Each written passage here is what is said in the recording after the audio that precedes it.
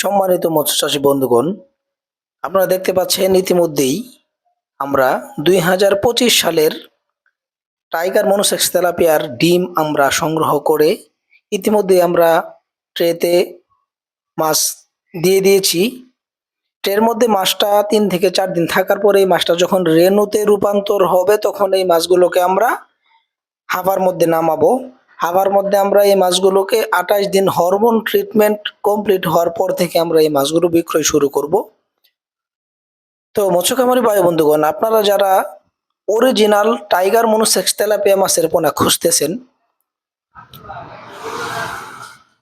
Original tiger monosex তেলাপিয়ার নির্ভরযোগ্য প্রতিষ্ঠান কৃষি ফিশ বিডি চ্যানেলের পক্ষ থেকে যোগাযোগ করে আপনারা মাছের পোনা অর্ডার করতে পারেন। তেলাপিয়া কিভাবে চাষ করবেন বিস্তারিত আলোচনা করব।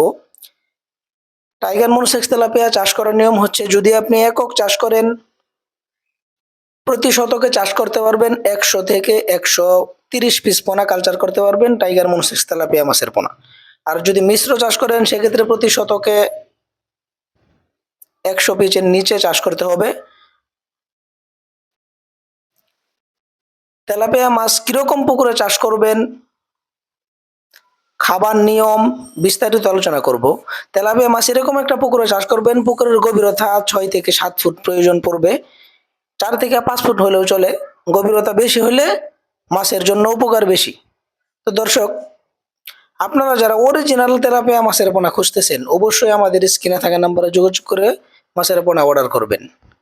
তেলাপিয়া মাছের পুকুর কিভাবে প্রস্তুত করবেন, যদি পুরাতন পুকুর হয়ে থাকে সেক্ষেত্রে পুকুরের যদি তলদেশের কাদামাটির পরিমাণ বেশি থাকে তাহলে একটা স্তর উঠাবেন, উঠিয়ে তারপরে পুকুর ভালোভাবে মেরামত করে পুকুরের পাড় ভালোভাবে মেরামত করে নিতে হবে।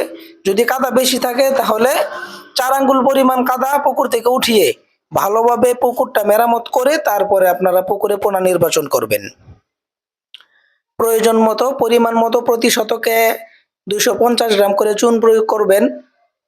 টিএসপি ইউরিয়া সার দেওয়ার পরে সরিষার খোল দিবেন। পোনা ছাড়ার 24 ঘন্টা আগে সমিথন ব্যবহার করবেন, তারপরে পুকুরে পোনা নির্বাচন করবেন। তো দর্শক, ভিডিওটি আজ এই পর্যন্তই। এরকম আরো নিত্য নতুন ভিডিও পেতে আমাদের চ্যানেলের সাথেই থাকুন। আমাদের চ্যানেলটি সাবস্ক্রাইব করে পাশে থাকবেন। ধন্যবাদ।